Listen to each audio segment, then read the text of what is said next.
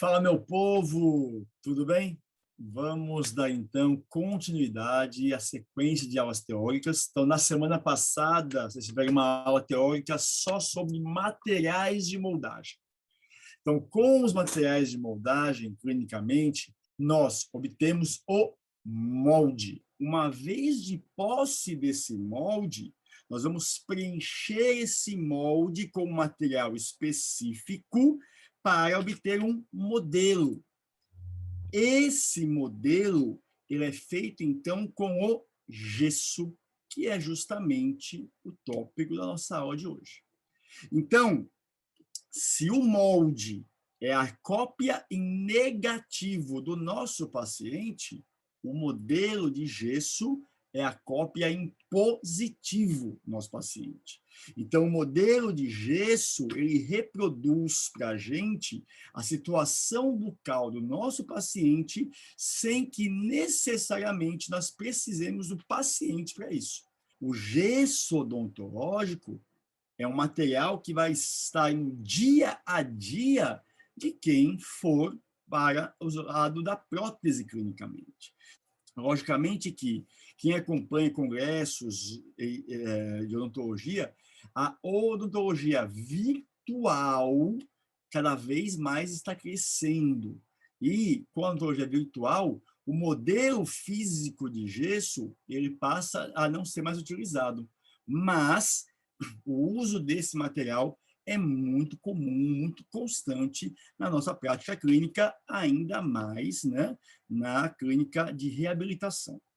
Bom, então, a aplicação do gesso, obtenção de modelos.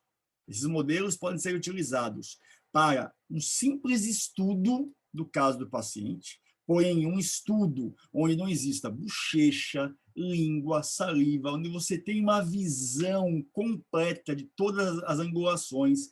Então, você conhecer o modelo, o caso do seu paciente, visualizando o modelo de gesso, te dá muito mais características, muito mais detalhamento daquele caso. O modelo de gesso pode servir, então, para estudo, para planejamento do caso ou para confecção propriamente dita do trabalho protético. Então, o gesso é proveniente de um minério muito comum na natureza chamado gipsita. Teremos a classificação dos tipos de gesso que nós temos na odontologia. Nesse caso, a classificação vai de 1 a 5. 1, 2, 3, 4 e 5. Sendo que a classificação do tipo 1 e do tipo 2 são de gesso comum. É a mesma coisa? É. Na verdade, gente, há muitos anos já, décadas até, na verdade, o gesso do tipo 1 não existe mais. Ele já foi utilizado na odontologia em uma época que não existiam outros materiais. Se usava esse gesso aqui para fazer moldagem. Acreditem, já existiu uma época na odontologia que o gesso era utilizado para moldar o paciente. Ainda bem, há muitos e muitos anos, isso não é mais verdade, nós temos materiais de moldagem, por sinal, extremamente efetivos, como vocês viram semana passada. Então, o gesso tipo 1 não existe mais. Mas, por motivos didáticos, ele continua na classificação. Então, o tipo 1 é o gesso comum, que não existe mais. Então, o gesso tipo 2, sim, hoje, que é o gesso tipo comum. O tipo 3 é chamado de pedra. O tipo 4, pedra de alta resistência. E o tipo 5, pedra de alta resistência e alta expansão. Então, vocês vão ouvir muito essa nomenclatura. Gesso comum, gesso pedra e gesso especial. Gesso comum, então, é o tipo 2, gesso pedra é o tipo 3 e gesso especial é o gesso tipo 4 ou tipo 5. Quanto mais especial for o gesso, mais bonita é a sua apresentação comercial. Nesse sentido, o gesso comum ele vem em sacos plásticos, né? para baratear o custo. Pedra, basicamente, também vem em sacos plásticos, mas algumas marcas já trazem uma apresentação comercial um pouco mais elaborada, como caixas de papel. Porém, o gesso pedra especial, esse sim, pode vir em sacos também, mas são sacos mais estilizados ou em baldes que dão uma apresentação comercial mais diferenciada para esse material. Ou até mesmo em sachês, aqui como mostra o cursor, em sachês pré-dosados. Já vem um sachêzinho com a dose certinha para você utilizar. Bom, visto isso, vamos entender agora uma terminologia que se chama relação água-pó. Nós vamos utilizar essa terminologia aqui, ó, relação A/P, relação água/pó. É uma terminologia que, para o gesso e para alguns materiais da ontologia, muito utilizada. Quer dizer isso? Simples assim. É a relação que existe entre a quantidade de água e a quantidade de gesso, no caso do gesso que se utiliza. Então, nós sempre vamos tomar, para o pó é sempre 100 gramas. Então, a pergunta é, quantos ml de água para aquela marca e para aquele tipo de gesso são necessários para a manipulação de 100 gramas do pó? Ou seja, para uma marca comercial específica e um tipo de gesso, tipo 2, 3, 4 ou 5, quantos ml de água nós temos que utilizar para manipular 100 gramas do pó? Vamos supor, né, que é uma medida bem comum, que para aquela marca e aquele tipo de gesso são necessários 30 ml de água. Ótimo. Se a relação é água dividido por pó, pega-se 30 ml de água, divide-se simplesmente por 100 gramas do pó e temos, então, uma relação água-pó de 0,3 ou 0,30. Entendido isso, vamos então ver em uma tabela o resumo que nós temos aqui para os diferentes tipos. 1, 2, 3, 4 e 5. Então, vejam a relação água-pó. Olha que interessante. Como eu falei, os tipos 1 e 2, que são formados por partículas de beta-emidrato, possuem uma maior necessidade de água. É inerente do tipo de partícula. Então, o tipo 1, a relação água-pó média que se utilizava era de 0,75, ou seja, 75 ml de água para 100 gramas do pó. E caiu para 50 ml de água para 100 gramas do pó. Logicamente que, quanto maior a quantidade de água, menor a resistência. Então, na última coluna, você já vê a influência disso sobre a resistência. O gesso para moldagem, que, mais uma vez, não se usa mais, tem uma resistência de 4 megapascal, ou seja, extremamente frágil, extremamente fraco, de baixa resistência. E o tipo 2, que ainda existe hoje, cá para nós, não é muito melhor. Tá? Porque o tipo 2 a gente só usa na odontologia se for um modelo de estudo que realmente você não vai usar para nada. É um modelo realmente pouquíssimo fiel ao paciente, dado a sua baixa resistência, a sua baixa capacidade de copiar detalhes. Os tipos 3, 4 e 5 já são mais resistentes. Olha a influência. Então, o tipo 3, uma proporção água-pó, uma relação água-pó comum é de 0,3 ou 0,30. Essa diminuição da quantidade de água já causa uma resistência muito superior. E ela só aumenta conforme vai se reduzindo a quantidade de água utilizada. Então, basicamente, hoje, na odontologia, nós utilizamos 2 tipos de gesso. O tipo 3, que é o pedra, para modelos de estudo. Então, se é um modelo que você vai utilizar para estudar o seu paciente ou para planejar um caso, o gesso tipo 3 é o mais utilizado. Por que o tipo 3? Ele tem um custo bem acessível e já tem uma resistência, digamos, satisfatória para o objetivo dele, que é modelo de estudo. E se o modelo de gesso vai ser utilizado para a confecção da prótese, basicamente se usa o tipo 4, que é o pedra de alta resistência, ou chamado de gesso especial. Então, hoje, que nós temos na odontologia de grande utilização, é o 3 para modelos de estudo. Para a confecção da prótese, propriamente dita, se usa o tipo 4, que é o gesso especial. Por quê? Porque aqui a resistência já é muito superior e muito mais satisfatória. Então, para modelos finais, ou seja, modelos que serão utilizados para a confecção da prótese, é o gesso especial ou troquel. Aí, Léo, o que é troquel, Léo? Troquel é isso aqui, pessoal.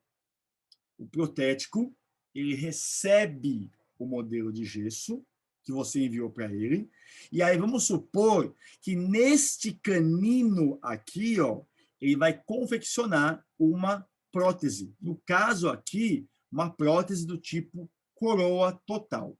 Quando chegar lá na prótese, vamos ver todos os tipos que existem, tá? Mas aqui é uma coroa total. O que ele faz para aumentar o refinamento, para aumentar a qualidade dessa prótese? Ele faz um troquel. Ele pega esse modelo de gesso que ele recebeu e ele serra entre os dentes e o dente que vai ser feita a prótese. Para quê? Porque ele possa remover esse bloco do modelo e trabalhar ele na sua mão. Então, ele tem acesso ao dente em todas as suas angulações e faces, mesial, distal, palatina, vestibular. Então, o refinamento, nesse caso, é muito maior. A qualidade do ponto de contato na mesial, na distal, quando se faz um troquel, é muito maior. Então, o protético, quando ele vai confeccionar uma prótese, ele sempre troqueliza esse modelo. O que é troquelizar?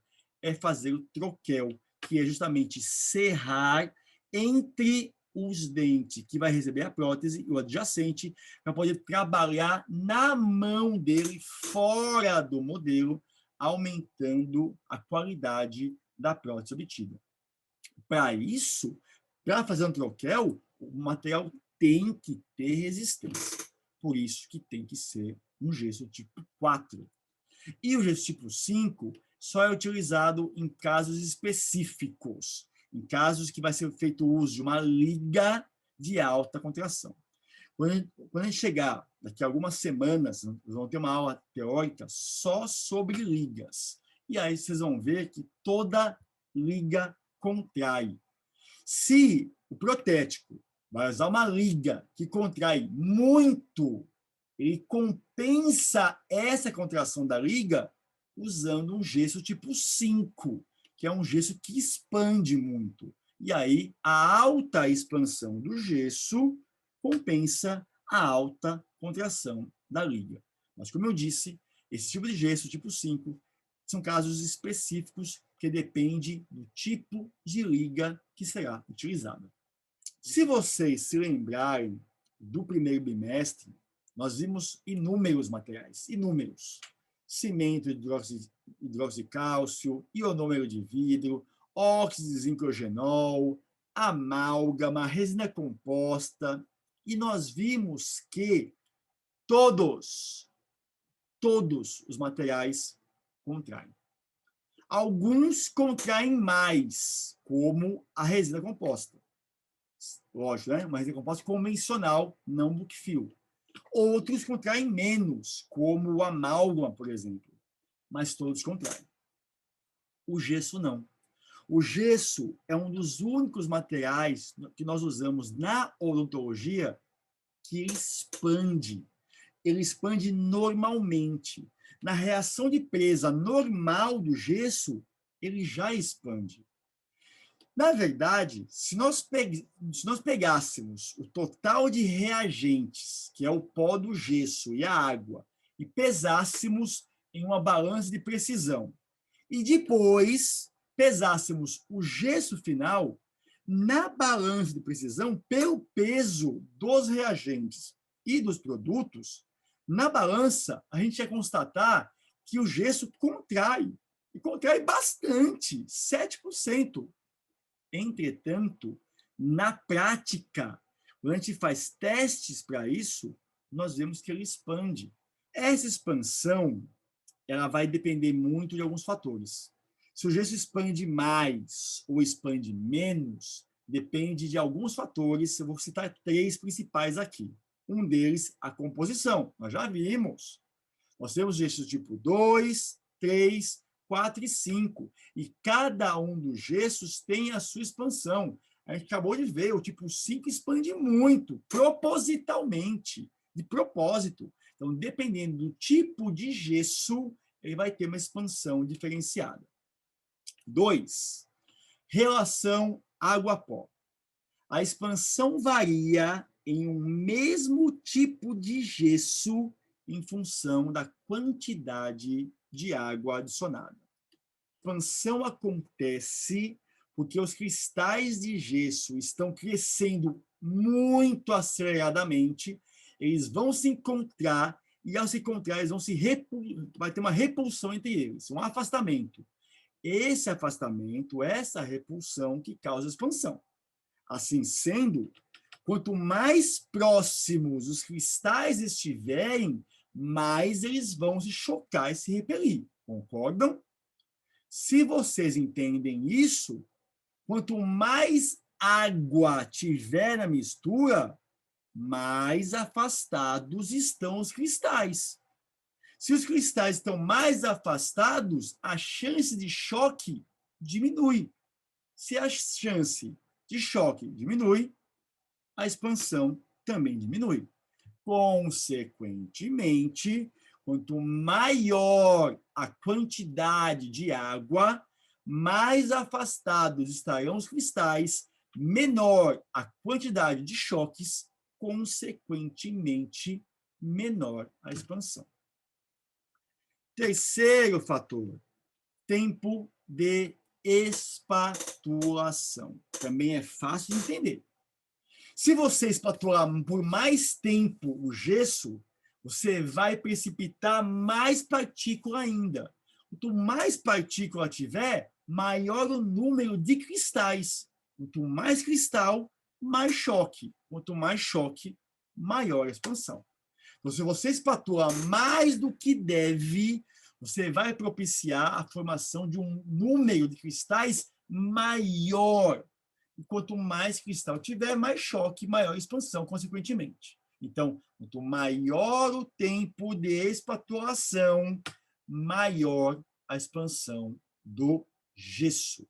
Tempo de espatulação, como o próprio nome já diz, é o tempo que você gasta desde a adição do pó à água até a mistura estar finalizada para ser utilizada.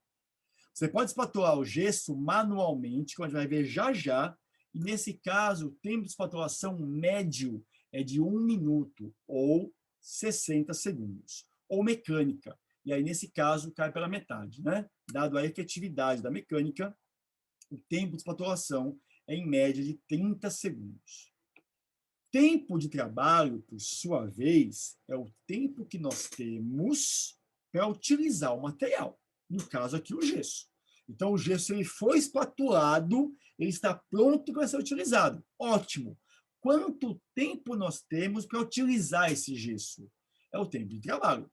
E esse tempo, ele depende da marca comercial. Cada marca tem um tempo de trabalho específico. A média aí é de 3 a 5 minutos. Parece pouco, mas não é. É até bastante. Tá? Se você considerar clinicamente 5 minutos, é um tempo mais do que suficiente. Nossa, muito até, para você trabalhar com gesso. Então, baseado nisso, não tenham pressa. Não sejam ansiosos quando for usar o gesso semana que vem. O gesso, ele vai te dar um tempo de trabalho, lógico, se ele estiver em condições ideais de uso, né? Se ele não tiver estragado, porque o gesso, quando você abre o gesso e deixa exposto ao meio ambiente, ele absorve a umidade. Esse gesso tem que jogar fora. Mas se o gesso estiver em condições de uso, ele te oferece tempo de trabalho mais do que suficiente. E o tempo de presa, como vocês já sabem, é o tempo decorrido até que o material adquira uma mínima resistência para ser utilizado clinicamente. Mais uma vez, cada marca comercial tem um tempo de presa. O tempo de presa médio é de 20 a 40 minutos. Como que a gente sabe clinicamente quando que o gesso adquiriu o tempo de presa? Como eu falei para vocês, a reação de presa do gesso, ela é exotérmica. Ela libera calor. Não é que vai esquentar. Não, mas ele fica morninho. Todo mundo vai ver isso semana que vem. Todo mundo. Então, se você colocou a mão no gesso, ele está morno, ele está reagindo ainda. Quando ele esfriar totalmente, ele atingiu a presa. Então, ele vai reagir, começar a esquentar, atingir um máximo de calor e aí começar a esfriar. Quando ele esfriar totalmente, aí sim você alcançou o tempo de presa e somente após esse tempo de presa que você pode se arriscar a tirar o seu modelo de gesso do molde. Se você tentar tirar o modelo de gesso do molde antes do tempo de presa, logicamente, se ele não alcançou o tempo de presa, ele não alcançou o quê? Resistência mínima. Se ele não tem resistência mínima e você tentar tirar esse modelo de gesso, ele pode quebrar. Então, não se arrisque. Nada, deixa a ansiedade de lado. Tá? Preencher o molde com o gesso, espera o tempo de presa certo. Somente quando o gesso esfriar totalmente, aí sim vocês podem tirar o modelo de gesso do molde que vocês fizerem.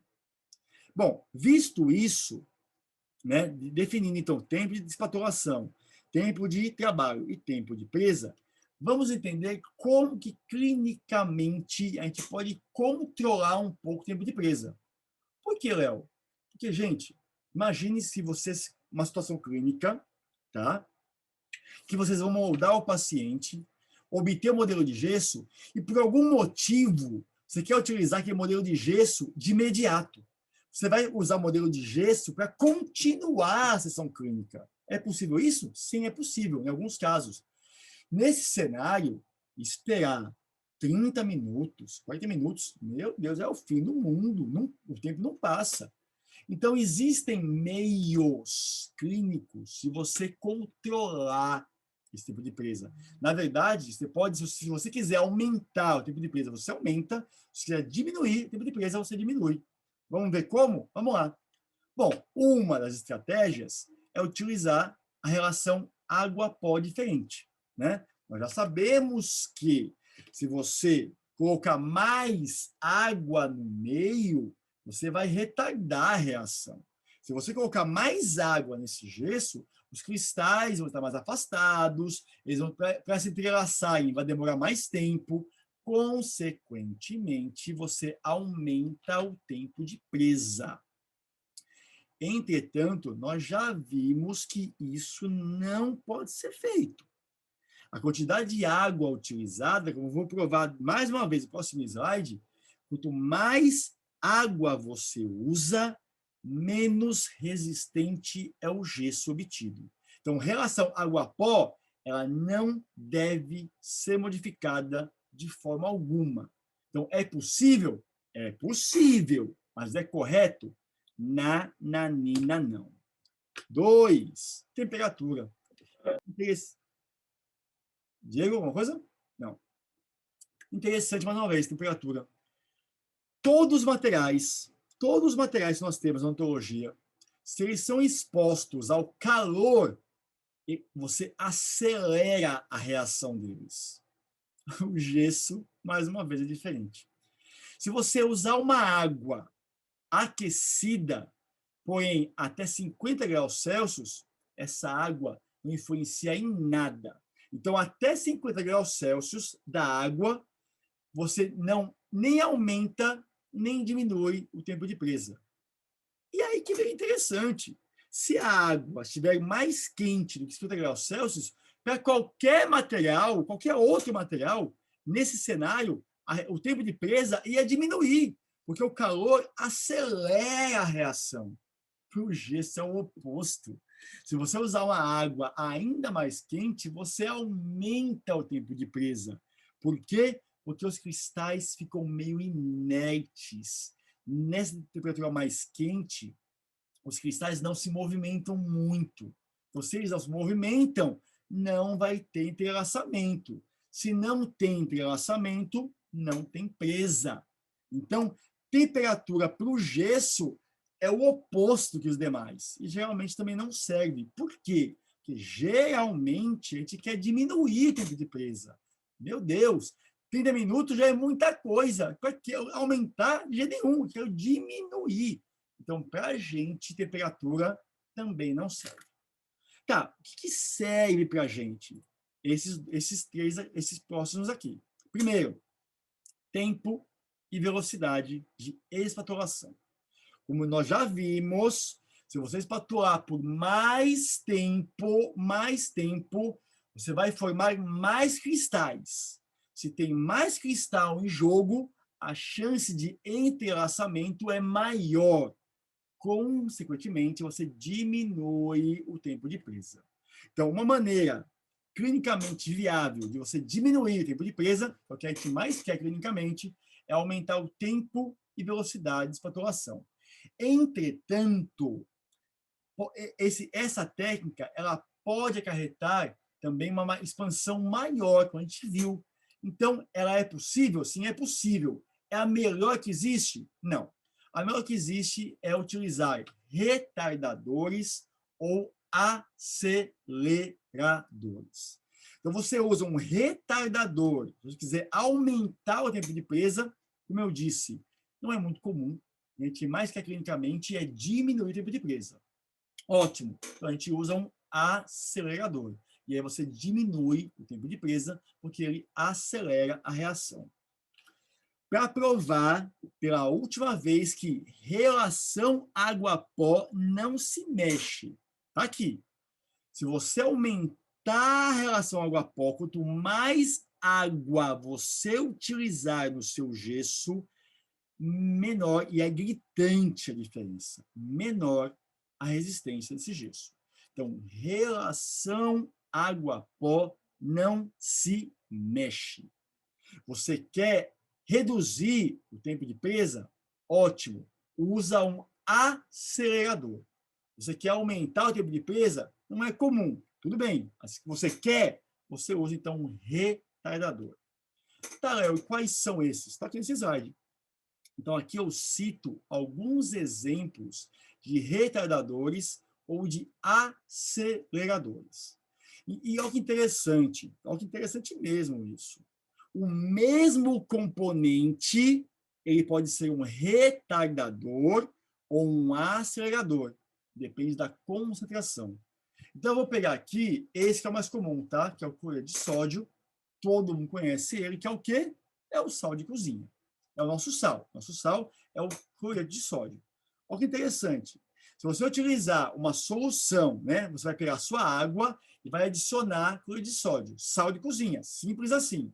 Se você adicionar acima de 2%, ele é um retardador. Entretanto, se você adicionar abaixo de 2%, ele é um acelerador. Poxa, que difícil, Léo.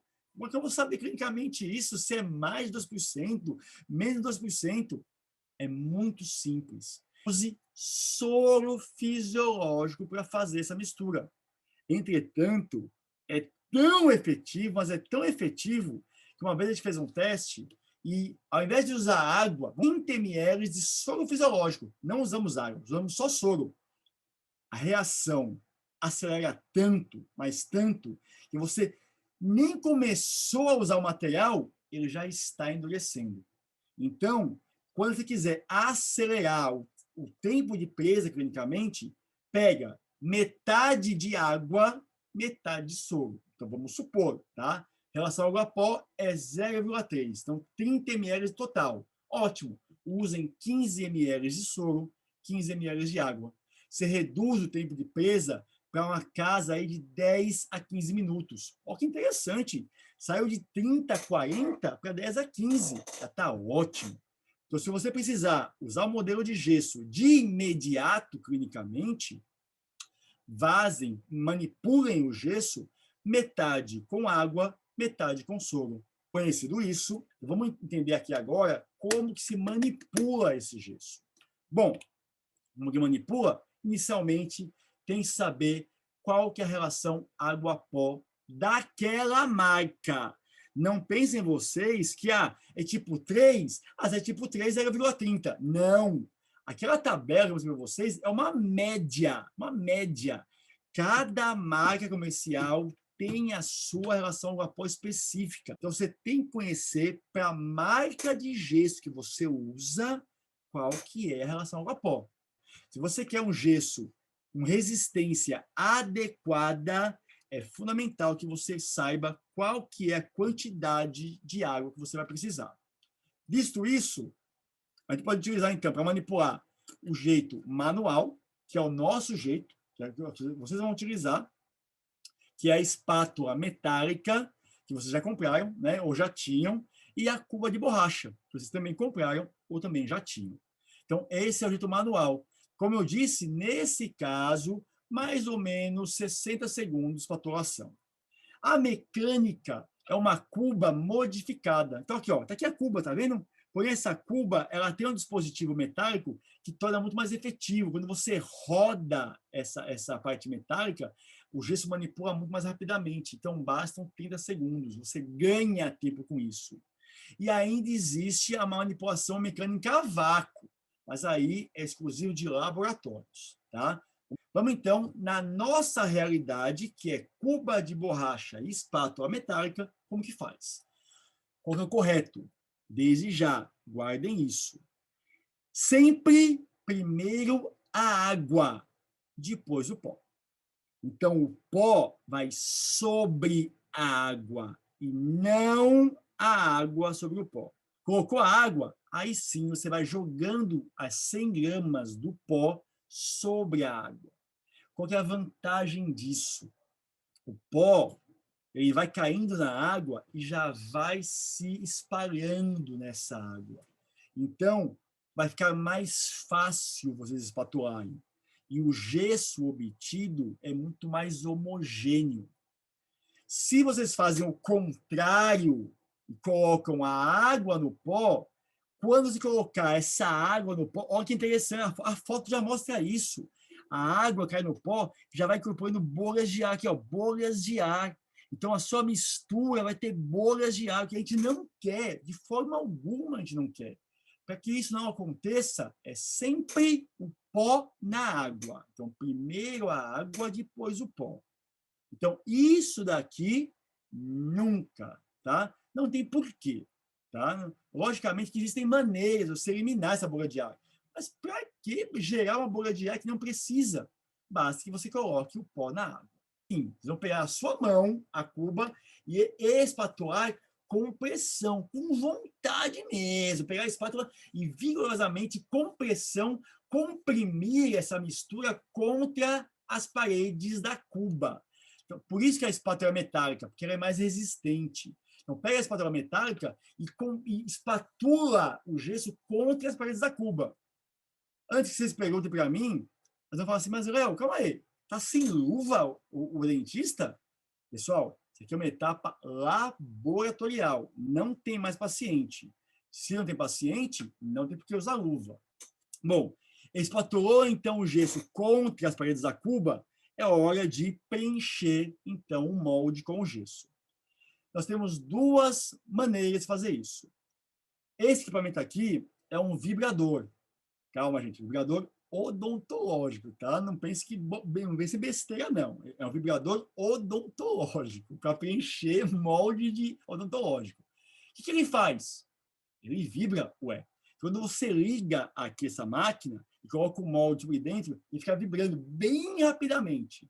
E ao colocar o gesso desse molde, a vibração do aparelho vai fazendo com que esse gesso escoe por todo o molde. Vou mostrar já já para vocês. A regra isso é muito importante. A regra é essa: sempre iniciar colocando o gesso em uma das extremidades do seu molde. Então, o seu molde ele tem duas extremidades, né? Essa daqui e a do lado oposto. Escolha um lado, tanto faz, escolha um lado. E aí, se você começou por este lado a colocar o gesso, você vai terminar de colocar o gesso pelo mesmo lado. A regra é clara. Só pode colocar gesso onde já tem gesso. Ou seja, nesse cenário, isso aqui está errado. Qual foi o erro aqui? O dentista colocou o gesso no meio do molde. Qual que é o problema disso? O problema disso é que se você colocou o gesso no meio do molde, para preencher essa região aqui, vai ter que pôr gesso mais aqui. E aí, quando um gesso encontrar com o outro, aumenta o risco de dar uma bolha de ar nesse encontro. Então, se você começou a preencher de um lado, você vai terminar o preenchimento do mesmo lado, justamente para que não existam encontros de incrementos de gesso e pequenas porções. Isso também está errado. Se você colocar uma porção muito grande de gesso, essa porção muito grande, ela vai escoar com muita velocidade e, do mesmo jeito, ela pode incorporar bolhas de ar. E aí, vai chegar um momento que vocês vão, então, obter esse tipo de modelo. Então, se você fez tudo corretamente, é esse o modelo que você vai obter. Se você fez alguma coisa errada, esse modelo de gesso, cheio de bolha. É bem que a gente não quer. Modelos com bolha a gente não quer. Então, depois que você preencheu totalmente o espaço dos dentes, que é a região mais crítica, aí tudo bem. Aí você pode usar incrementos maiores de uma vez só. Por quê? Porque a região mais crítica já foi preenchida, que é a região dental. Agora, é só aumentar a espessura desse modelo de gesso. Aí você pode pegar esse gesso que está ainda, que você não utilizou, e colocar incrementos maiores, cobrindo toda essa região e nem precisa mais vibrar, tá? A vibração do vibrador ela só é feita durante o preenchimento da região dental, que aí sim não pode ter bolha de jeito nenhum. Acabou de preencher a região dental, tudo bem, pega incrementos maiores, coloca sobre esse molde, sem vibração mesmo, até que você preencha totalmente o molde, como mostra essa figura. Isso aqui é chamado de uma base. O que é a base do modelo de gesso? Uma região de maior espessura que é feita para facilitar depois o manuseio do modelo. Se o modelo tem uma base, fica mais fácil você manusear esse modelo depois, o que você quiser fazer com ele. Chegou nessa etapa? Ótimo. Gente, espera o gesso tomar presa. Como eu disse, não vão se arriscar a tentar remover o modelo de gesso do molde antes da presa do gesso. Como sabe isso? O gesso ele vai esquentar e vai esfriar.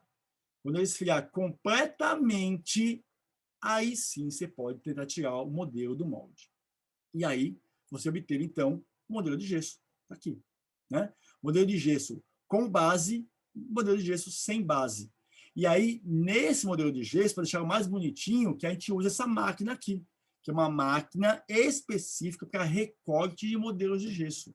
Como eu falei, quando você for recortar esse modelo para ficar mais bonitinho, essa máquina, durante o corte, ela solta água.